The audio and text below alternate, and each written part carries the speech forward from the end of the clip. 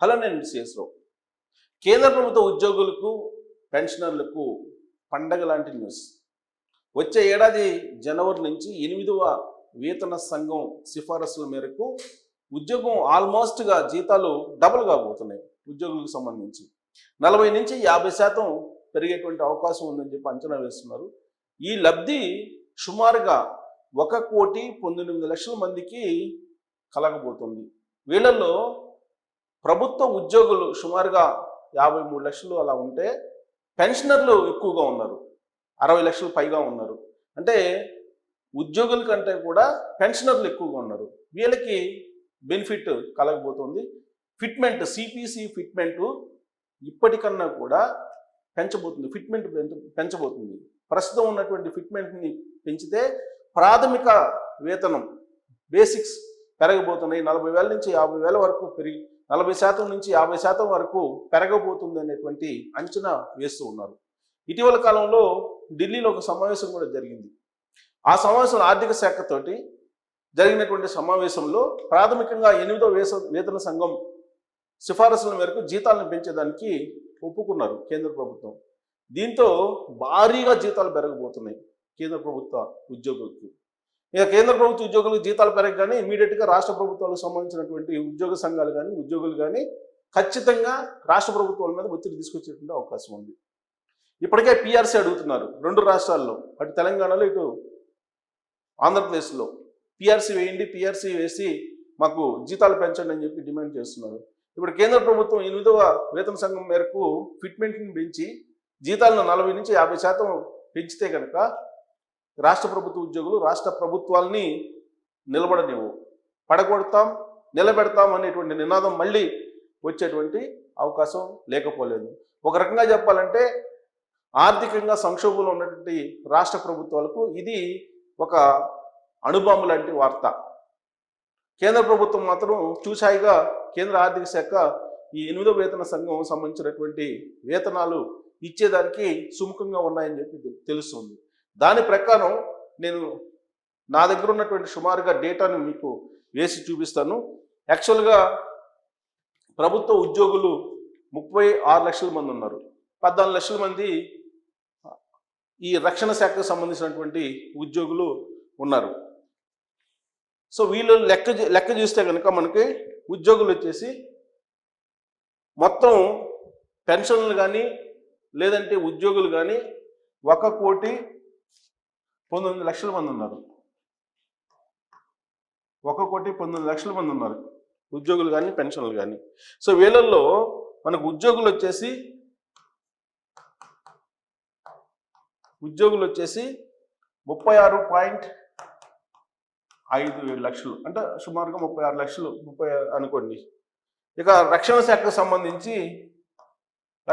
సంబంధించినటువంటి వాళ్ళు 14 లక్షలు.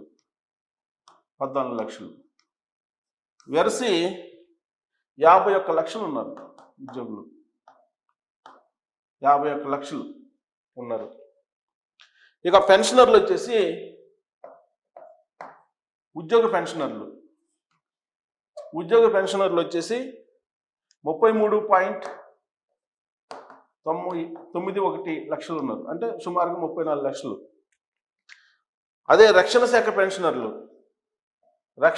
సంబంధించినటువంటి పెన్షన్లు వచ్చేసి 34 లక్షలు ఉన్నారు. వెరసి ఇక్కడ మొత్తం కలిపితే మనకి 1,19,00,000 వస్తారా అందరూ కలిపితే. ఈ 50 లక్షలు, 51 లక్ష, ఇది 61 లక్ష అవుతుంది సుమారుగా. ఇక్కడ మనం తీసుకుంటే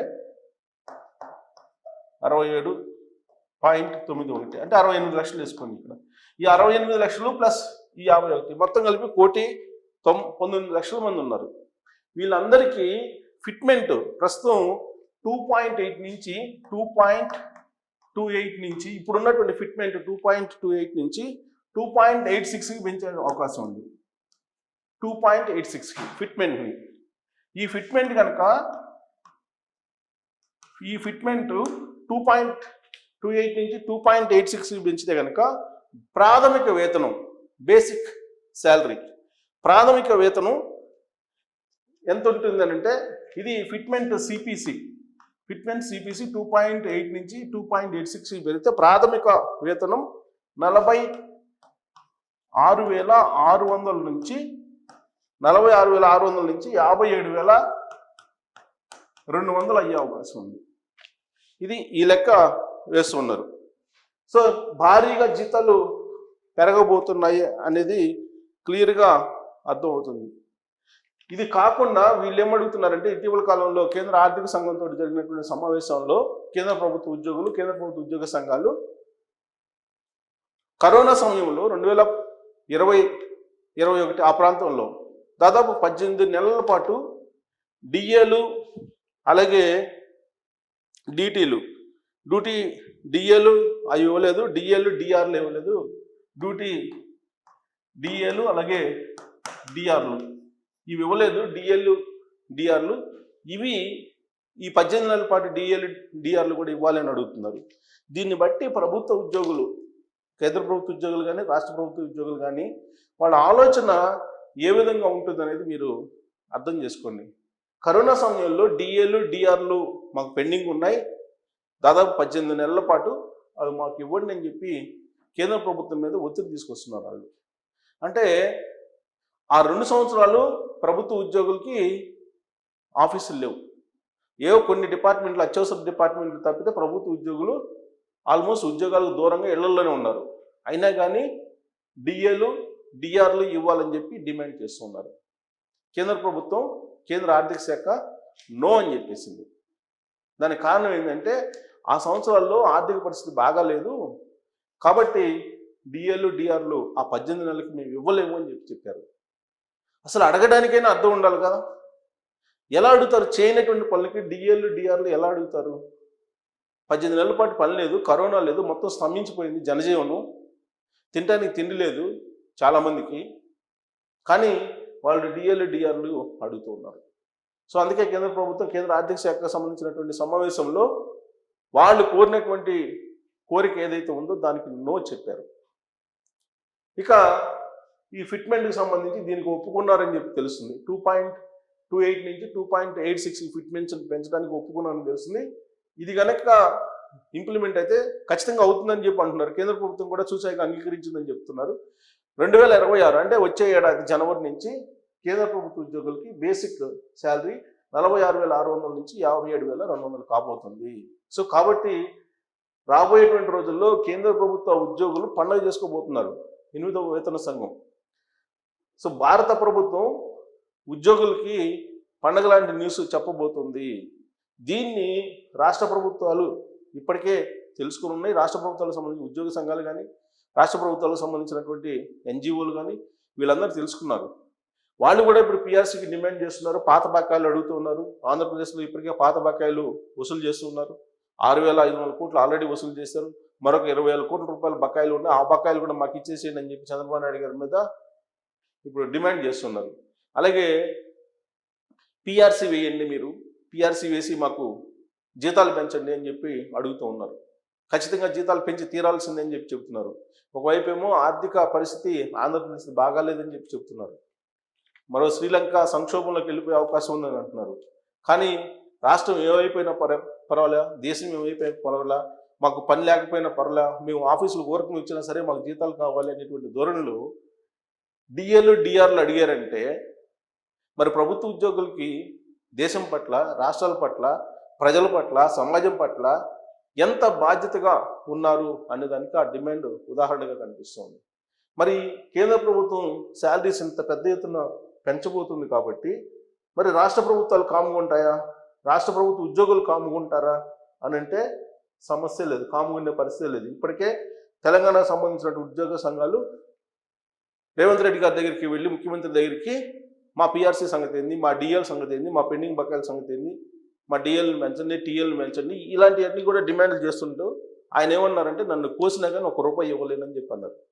రాష్ట్రం యొక్క ఆర్థిక పరిస్థితి బాగలేదు, వచ్చేటువంటి రెవెన్యూ ప్రతి నెల జీతాలకు సరిపోతుంది, 1వ తారీఖు మీకు జీతాలు ఇవ్వడానికి, పెన్షన్లు ఇవ్వడానికి, అలాగే గత ప్రభుత్వం చేసినటువంటి 8 లక్షల కోట్ల రూపాయలు వడ్డీ కట్టాలి, ఆ వడ్డీకి సరిపోతుంది, ఇంక నేను ఎక్కడి నుంచి తీసుకొచ్చి ఇచ్చారని అంటున్నారు.